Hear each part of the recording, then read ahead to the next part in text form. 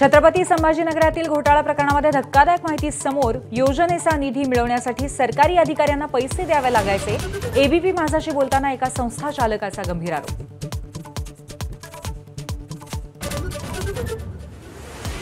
छत्रपती संभाजीनगरमधल्या इंग्रजी शाळांमधल्या गैरप्रकारांची ओबीसी मंत्री अतुल सावेंकडनं गंभीर दखल। सुविधा न देणाऱ्या शाळांची मान्यता रद्द करणार, दिशाभूल करणाऱ्यांवरही कारवाईचा इशारा।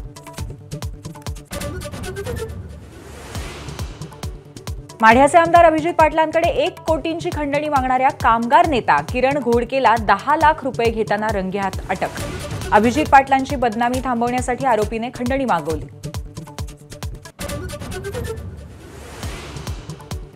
उपमुख्यमंत्री एकनाथ शिंदेंच्या अचानक दिल्ली दौऱ्यावरती तर्कवितर्क।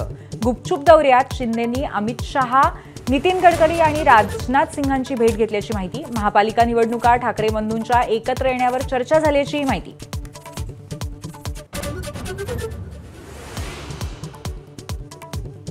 शिंदेंच्या कुटुंबातील काहींना आयकर विभागाची नोटीस, त्यामुळे दिल्ली दौरा असावा, रोहित पवारांचा टोला। बार्गेनिंग पॉवर वाढवण्यासाठी भाजपची कुरघोडी असल्याचाही दावा। संजय राऊतांकडूनही टीकास्त्र।